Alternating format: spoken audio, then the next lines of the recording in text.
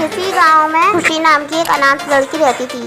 खुशी अपने हाथों से चूड़ी बनाती थी और उसे गली गली जाकर बेचा करती थी।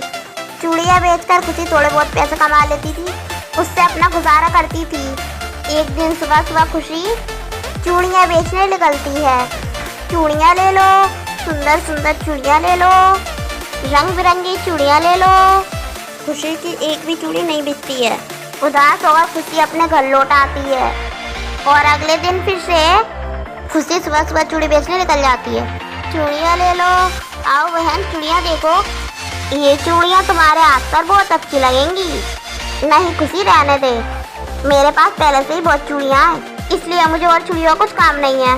इस तरह उस दिन भी खुशी की एक भी चूड़ी नहीं बिकती है और खुशी एक जगह उदास होकर बैठ जाती है। तभी उसके गांव की एक लड़की चांदनी उसके पास आती है और बोलती है, क्या हुआ खुशी यहाँ उदास क्यों बैठी है? अरे चांदनी, 2 दिन से मेरी एक जोड़ी भी चूड़ी नहीं बिकी है। अरे फिर इसमें परेशान होने वाली क्या बात है? अभी अभी एक परी महल से एक परी सिपाही आई थी, जिसने बोला है कि परी महल में मेला लगने वाला है और वहाँ पर पृथ्वी लोग भी अपना सामान लगाने आ सकते हैं। अच्छा, लेकिन तू मुझे ये सब क्यों बता रही है?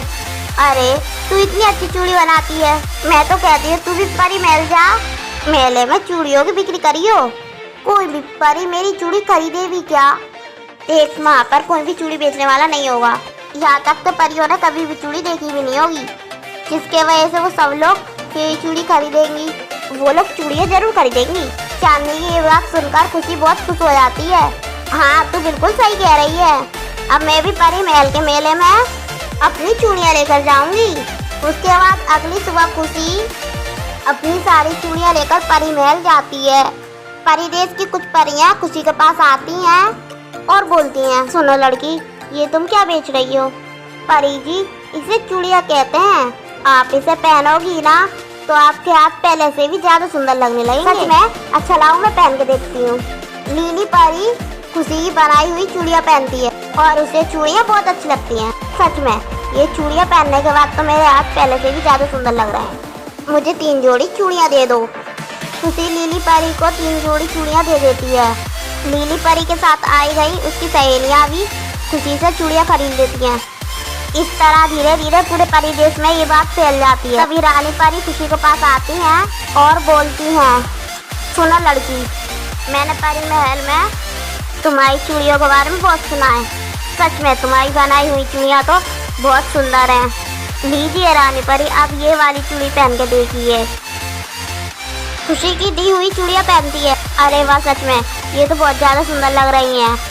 क्या सच में तुमने ये सारी चूड़ियाँ खुद बनाई हैं? हाँ रानी परी, आपने मेरी चूड़ियों की तारीफ की, ये सुनकर मुझे बहुत खुशी हुई। तुम्हारे हाथों में तो जादू है। उसके बाद रानी परी अपनी जादुई चूड़ी निकालती है और खुशी को देते हुए कहती है, तुम्हारी मेहनत देखकर मुझे बहुत खुशी हुई, इसलिए मैं तुम्हें अपनी ये जादुई चूड़ियाँ देना चाहती हूँ। ये जादुई चूड़ियाँ हमेशा तुम्हारी मुसीबत में मदद करेंगी। आपका बहुत बहुत धन्यवाद। अब तुम हफ्ते में एक बार परी महल आना और यहाँ मौजूद सब परियों को अपनी चूड़ियाँ बेच कर जाना। इस तरह रानी परी खुशी की मेहनत और लगन देखकर बहुत खुश होती हैं और उसे अपनी जादुई चूड़ी दे देती हैं। खुशी जादुई चूड़ी लेकर वापस अपने घर लौटे आती है। अगली सुबह खुशी दुकान से सामान लेकर घर लौट रही होती है।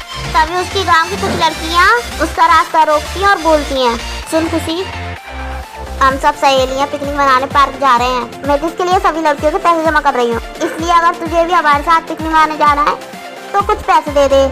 कितने पैसे? कम से कम 7,000 रुपये तो दे। बाप रे, इतने सारे पैसे? माफ करना, मुझे तुम लोगों के साथ पिकनिक जाने का कोई शौक नहीं है, इसलिए मैं पैसे नहीं दूंगी। देख तेरी पंजी हो या ना हो, तुझे तो पैसे देना ही पड़ेंगे। किसी भी लड़की की इतनी हिम्मत नहीं है जो मुझे पैसे देने से मना कर दे। मना कर दे नहीं, बल्कि मैं पहले ही मना कर चुकी हूँ, इसलिए बेफिजूल का पैसे नहीं कर मुझसे। अजीब जबरदस्ती है, मैंने कह दिया ना कि मुझे तुम लोगों के साथ पिकनिक नहीं जाना। एक खुशी, अगर तू अपनी भलाई चाहती है तो चुपचाप हमें 7,000 रुपये दे दे, वरना बहुत पिटेगी तू। दोनों लड़कियों की बात सुनकर खुशी अपने मन में सोचती है, हे भगवान, ये मैं कहाँ फंस गई, अब मैं क्या करूँ? ये लड़कियां तो मेरे पीछे ही पड़ गई हैं। तभी खुशी को रानी परी की दी गई जादुई चूड़ी का ख्याल आ जाता है। वो अपने बैग से जादुई चूड़ी निकाल कर पहन लेती है। सुनो जादुई चूड़ी, मैं यहाँ से जाना चाहती हूँ, इसलिए तुम मैं यहाँ से उड़ाकर मेरे घर पहुँचा दो। तभी खुशी के इतना कहते ही वो हवा में उड़ते हुए वहाँ से अपने घर चले जाती है। उसको हवा में उड़ते देख वहाँ मौजूद लड़कियाँ हैरान रह जाती हैं। अरे खुशी की चूड़ी तो बहुत शक्तिशाली है। हाँ, हमें किसी भी तरह से हमें खुशी से वो जादुई चूड़ी हासिल करनी होगी।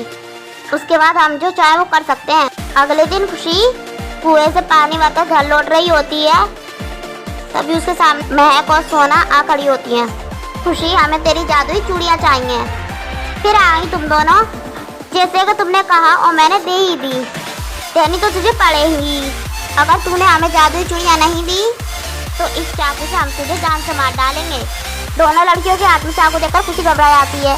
सोच क्या रही है, जल्दी से जादुई चूड़ी हमारे हवाले कर दे। खुशी जादुई चूड़ी से मदद मांगने लगती है। खुशी के मदद मांगते ही जादुई चूड़ी वहाँ पर एक सांप प्रकट कर देती है। दोनों लड़कियाँ सांप को देखकर डर जाती हैं और वहाँ से भागने लगती हैं। उसके बाद सांप भी दोनों लड़कियों के पीछे भागने लगता है। दोनों लड़कियाँ खुशी से कहती हैं, हमें माफ़ कर दे खुशी, प्लीज़ इस सांप को बोल हमें ना काटे। अब हम कभी भी तुझे तंग नहीं करेंगे। प्लीज़ इस सांप से बचा ले। मैं नहीं बचाने वाली, तुम दोनों को तो सजा जरूर मिलनी चाहिए। फिर दोनों लड़कियां भागने लगती हैं और जल्दी जल्दी भागकर अपने घर पहुंच जाती हैं। दोनों की ऐसी हालत देखकर खुशी बहुत हंसती है। इस तरह सोना और काजल फिर से कभी भी खुशी को तंग नहीं करती हैं और खुशी उन चूड़ियों के साथ खुशी खुशी रहने लगती है।